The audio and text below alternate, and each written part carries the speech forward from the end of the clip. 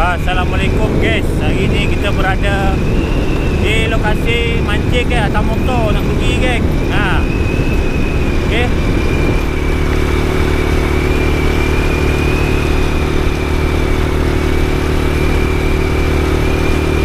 So hari ni kita mancing jauh sikit pada tempat biasa. Mungkin kita pergi sungai besar dekat Kilang Sawit tu. So harap video aku dengan jelas.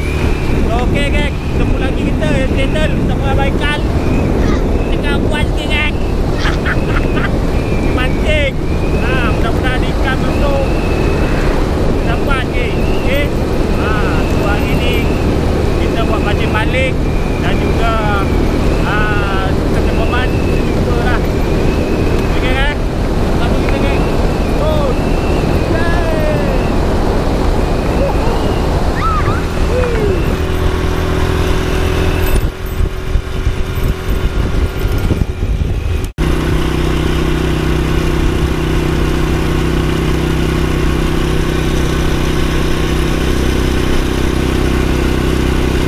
Good.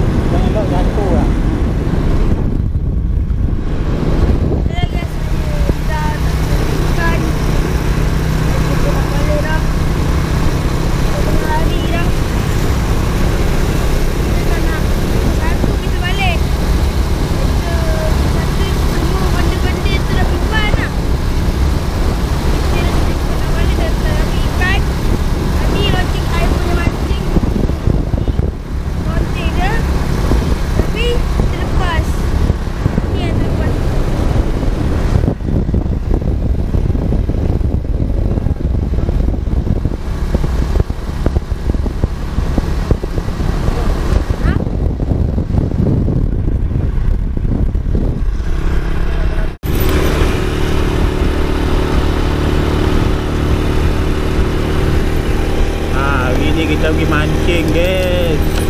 Hari ni kita ke bandar pula ke sungai Kilang Sawit Senggili guys. Kita tengok mudah-mudahan ada ikan sebab aku dah review 3 hari. Hari ni pun hari Sabtu. Kebetulan aku tak kerja, baru balik tadi. Teruslah ke sana. Mudah-mudahan memudahkan segala urusan dan perjalanan kita ke sana lah. Okay, so aku harap suara aku dengar dengan jelas lah. Tak tahulah dengar ke tidak. Mudah-mudahan dengar. Okay kan? Kita teruskan perjalanan. Okay kan? Perjalanan kita hari ni. Okay, aku nak pergi ke sana ni. So hari ni lah peluang aku nak pergi. Besok pagi aku ada ujian kelas memandu. So harap aku semoga berjaya lah. Okay kan?